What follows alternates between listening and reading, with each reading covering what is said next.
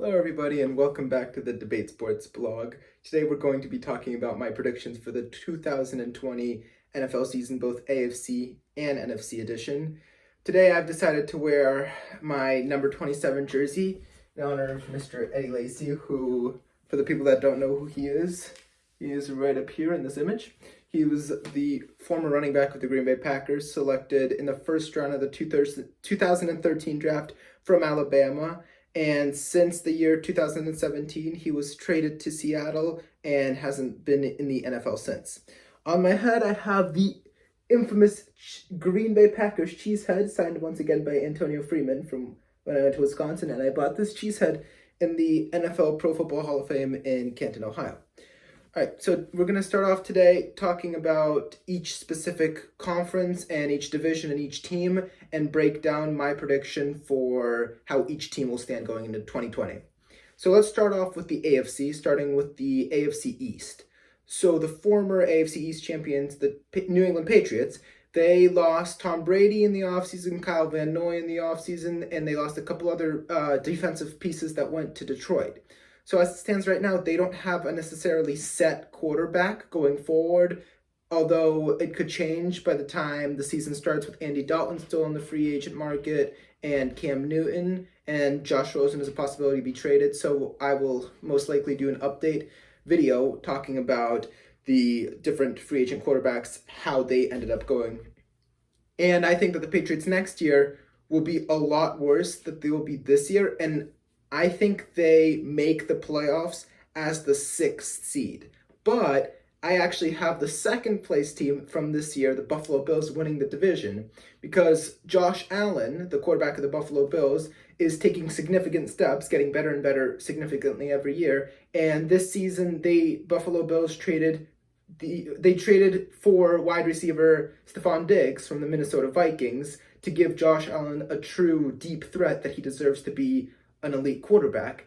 And specifically because of the weakness of the AFC East, especially with the Patriots departure, with Tom Brady's departure, and the Jets and the Dolphins are at best rebuilding, a little shaky. So I think that the Bills will get an 11-5 record and will be the champions of the AFC East. I think Miami, after picking up Tua Tagovailoa from the NFL draft from Alabama, will be the third best team. I think, and their defense is much improved after signing Xavier Howard from Dallas. I think that team is going to take significant steps to compete with the Patriots for possible second place contenders in the AFC. And I think they don't do that bad. I think they get around an 8-8 record, around a 50% win category for the year, unlike the New York Jets, who I think actually took a step backwards this year after they traded their number one wide receiver, Robbie Anderson, to the Carolina Panthers, and they did not get any type of receiver or weapon for Sam Darnold in the draft to help Sam Darnold grow and become a better quarterback. So my predictions for the AFC East next year is the Buffalo Bills sitting at first place, the Patriots, the Dolphins, and the Jets. Moving on to the AFC North, I'm going to start off with the reigning AFC North champs, the Baltimore Ravens. This offseason, they traded for former Cardinals and then Jacksonville Jaguars defensive end Calais Campbell, who is now going to come and join that very, very scary defensive front on the Baltimore Ravens. And I think that now Baltimore truly has an excellent defense with Earl Thomas, with Marcus Peters, and now with Calais Campbell. I think that Lamar Jackson, coming off an MVP season and being upset in the playoffs, they come back and they are better. And I don't see any teams taking the AFC North from them. Yes, there will be a team that competes with them very well, and I'll get to that shortly. And that team will be the number 5 spot in my prediction for the playoffs. But I see the Baltimore Ravens as a 2 seed in the playoffs. And I forgot to mention, I have Buffalo as the number 4 seed. So I think of as debating between the Cleveland Browns, who had a Jack Conquil, they got Tristan Wirfs Jr. from Alabama in the draft, and they got Austin Hooper, the tight end from Atlanta, to bolster that offense to pair with Odell and Jarvis Landry and Nick Chubb to help Baker Mayfield to become like an incredible defense or just overall team. And they already had a pretty good defense with Myles Garrett, They had Greedy Williams, they had Denzel Ward, and they have the pieces there. They're just really, really young.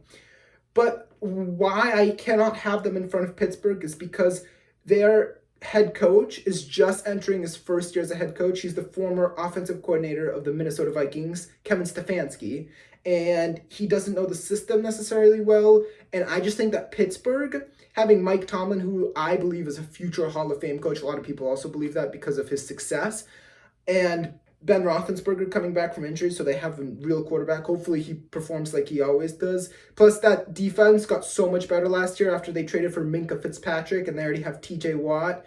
And that offense has James Conner and Juju. So I think it would be close because I think both Cleveland and Pittsburgh can compete with Baltimore. But I think that Baltimore is going to finish the year at a 12-4 record. I give Pittsburgh a 10-6 record, and they will make the playoffs as a wild card, the 5 seed, because remember, the new CBA says that there's 7 teams per conference that make the playoffs. Cleveland, I have them going 9-7. I think they will be an excellent team, but they're going to miss out on the playoffs because of tiebreakers, my early season predictions. And the Bengals just got Joe Burrow from the draft. They got a lot of defensive pieces from free agency like DJ Fluker and a couple other pretty decent defensive and offensive pieces, and they brought back AJ Green. And, of course, they have Joe Mixon. So I think that team is not going to win 2 games. That team might go around 7-9-ish. I think they'll take another step to improve, but they are still in the early stages of competition. So then moving down to the South, the AFC South, I think that the Tennessee Titans that are coming off of the AFC Championship run are going to win that division because yes, consistently 4 years in a row now, they have gone at 9-7. As incredible as it sounds, some years they make the playoffs, some years they don't, completely depending on tiebreakers.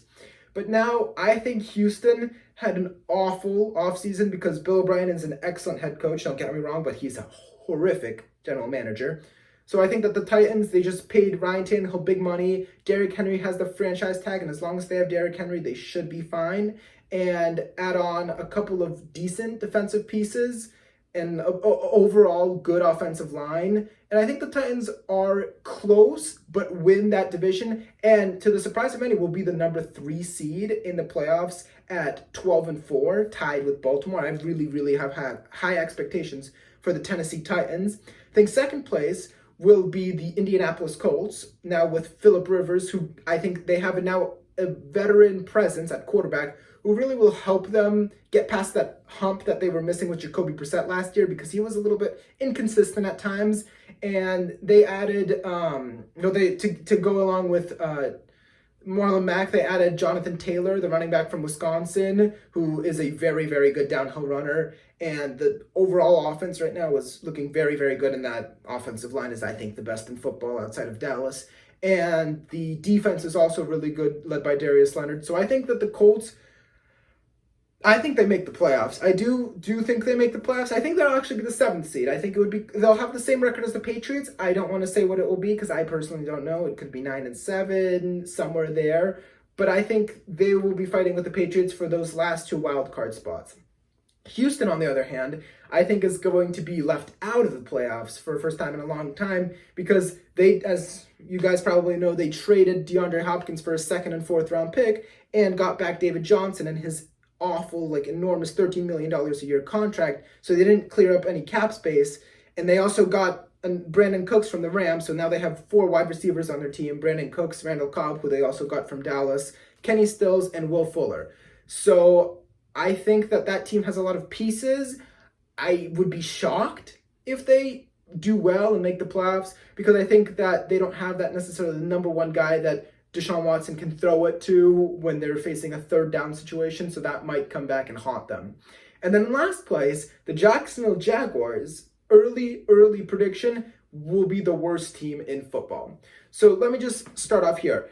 The management and the front office are really, it was the ownership, more or less, that has real significant problems with the players. Like Yannick Ngakoue, the defensive tackle from Jacksonville, wanted to get out of the Jacksonville team because they were mistreating him and they franchised him even though he wanted to leave. Leonard Fournette, the running back that they drafted, they declined his 5th-year option, meaning that if he doesn't get traded by this trade deadline, he will be off the team next year. And all of their good defensive and offensive players that were on the team for that 2017 AFC Championship game are pretty much all gone outside of Leonard Fournette. So that team is just going to start declining, and I think that Gardner Minshew is going to bring the style to Jacksonville, but he's not going to bring any wins. So moving on to the final division in the AFC West, I have the Super Bowl champions. I mean, they didn't do much in the offseason outside of getting running back Clyde Edwards-Helaire in the draft from LSU. But otherwise, they retained most of their players. They didn't really lose anyone. And I think that's going to be huge when it comes to potential for next season. And I think that the other teams in their division didn't necessarily take the steps they needed to do to compete with the Chiefs. So I think the Chiefs are still going to win that division and actually get the number 1 seed in all of the AFC, because until someone goes and beats them, they're the best team in the AFC, led by Patrick Mahomes, who I think will soon be the highest paid player in all of football. Second place, my personal opinion, the Denver Broncos. Drew Lock had an excellent second of the half season last year after he took over for Joe Flacco. They got Jerry Jeudy from Alabama in the draft, and they got a second wide receiver, sorry, I forget his name right now, in the second round to go along with Cortland Sutton to give Drew Lock the weapons that he truly needs, and Philip Lindsay to create a really potent and powerful offense that could cause serious damage in the AFC picture. And I think that, along with Von Miller on defense, of course, that team has the pieces, but they're really young and they still need to figure stuff out. Las Vegas, I think, also are a good team. They're going to Las Vegas, starting the first ever NFL team in Las Vegas. So it'll be their first season. And they got Henry Ruggs III from Alabama in the draft. But I don't think that was the best receiver they could have went with personally, because that was a speed guy. But they needed a number 1 receiver who they could trust on a third and short situation. And that's not Henry Ruggs. That would have been a Jerry Jeudy or a CeeDee Lamb type wide receiver. So I think that they got a lot of big name offseason players, especially on defense. But along with Derek Carr and Josh Jacobs and Delaney Walker, I think that team will be pretty good, but I think they'll be the third best team in the AFC West, because they will probably have the same record as the Broncos, but because of tiebreakers, they'll be below them. And the Los Angeles Chargers drafted Justin Herbert, and they're going to be moving into their new stadium, the SoFi Stadium, where they'll be sharing a stadium with the Los Angeles Rams. But I think that team, they took a step in the right direction, but at the same time, they didn't do enough to get them into winning contention. They're still a couple years away from that, because I don't think that rookie quarterback, either Justin Herbert or if it is the veteran Tyrod Taylor, can go in there and beat the Super Bowl champions, or even honestly compete with the Denver Broncos for second place. So I think the Chargers, they won't be bad. They will be a respectable 6-10. So I think they get another good draft pick next year, and they use that again to bolster up their offensive line, possibly because they have an awful offensive line. And I think they need a couple more pieces to make themselves a contender. So for the AFC playoff picture, my prediction, way too early prediction. Kansas City has 1. Then I have Tennessee as 2. Kansas City 1. I had Baltimore as 2. Tennessee as 3. Buffalo at 4. I had, Pittsburgh at 5. And then I'm put New England at 6 and Indianapolis Colts at the 7th.